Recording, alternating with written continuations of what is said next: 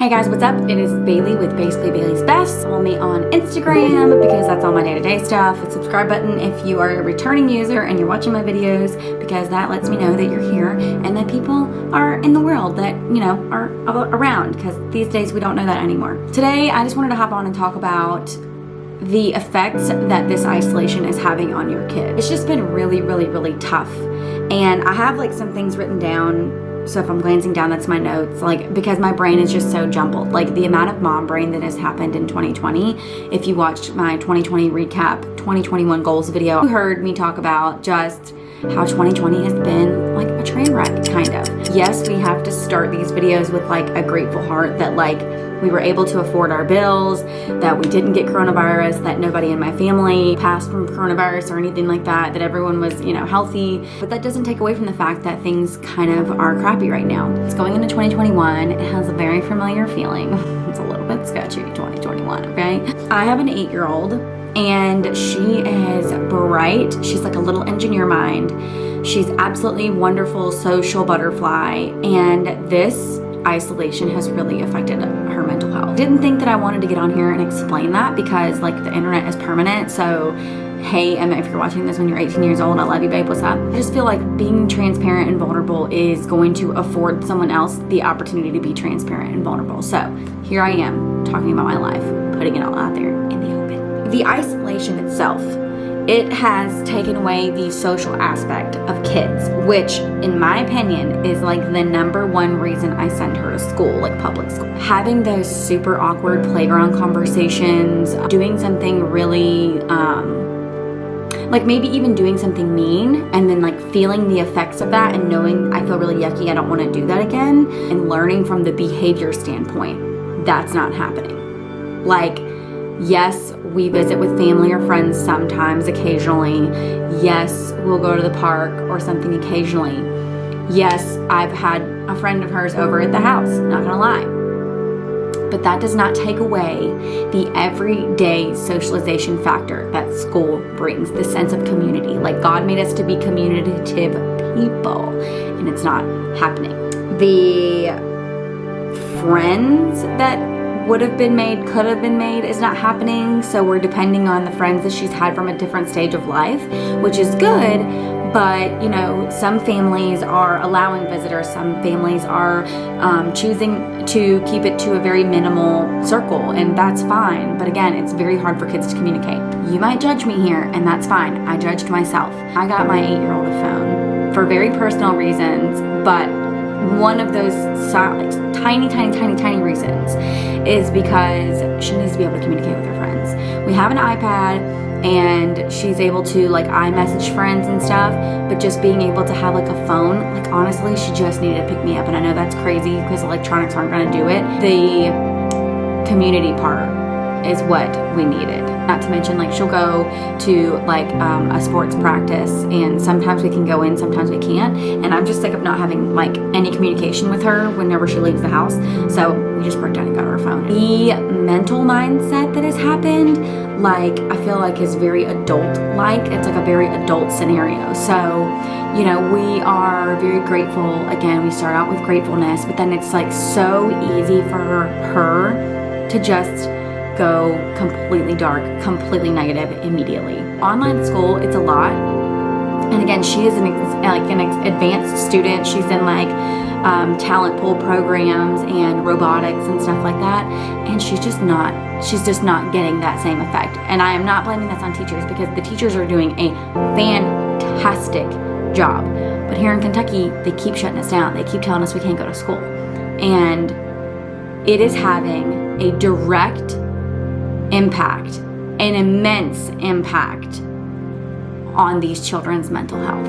Y'all remember your first grade teacher's name? Remember how she made you feel? You remember the way that she talked, the way that she smelled, the type of clothes that she wore, who her kids were in the school if she had kids. You remember your parents showing up to a play that you had or a dance recital that you had. These like vital cornerstones of childhood are not happening for these kids. And yes, it is different. We can make the most of it. I'm not saying that like, I don't want this to be like a ranting video about how this is BS. I'm just trying to wrap my head around How is this going to affect her for the next 5 years? When the hell are we going to be going back to school? How can I emotionally support my kid while also academically supporting my kid, while also mentally stimulating and supporting my kid, while also being a full-time parent to a baby, while also having a job, while also being a wife? Well, it just seems like the kids feel the same way.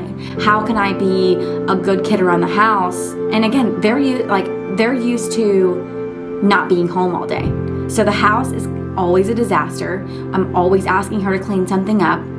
I'm always saying, finish your schoolwork. I'm like herding cats, like redirecting her all the time. So by the time we get done with school day, from 9 to 3, we're fed up with each other. She's fed up with me telling her to do your schoolwork, get on this meeting, make sure you're there on time, mute your mic, turn on your camera, do this, do that. Did you have a snack? Did you remember to eat lunch today? Because I didn't, and because I didn't, you didn't.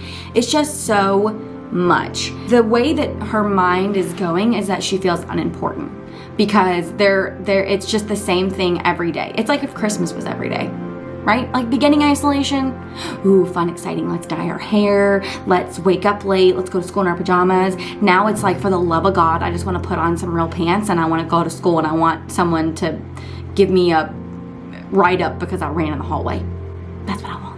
We have made a conscious effort to make sure that we are going to church in person now. At first we weren't doing that because we have Maeve and she's only 8 months old and she's a COVID baby, so she's severely under socialized. We just didn't feel like she would go in there. So last week was actually her first week at the children's program and she did so good. She definitely cried almost the whole time, but she did so good and she didn't cry so hard that they had to page me to come back and get her.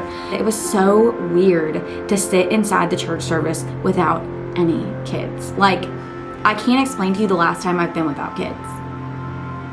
It's insane. We had a moment last night where there was just an emotional tension of buildup and it got heated, and then we finally all were able to break past those barriers of fakeness and anger and all these things with each other, our family, and have a real conversation about what's going on and how we feel like COVID sucks, that everything sucks, that everything's hard, things are just heightened tenseness, and basically she just feels unimportant, or that Maeve gets more attention than her because she's a baby.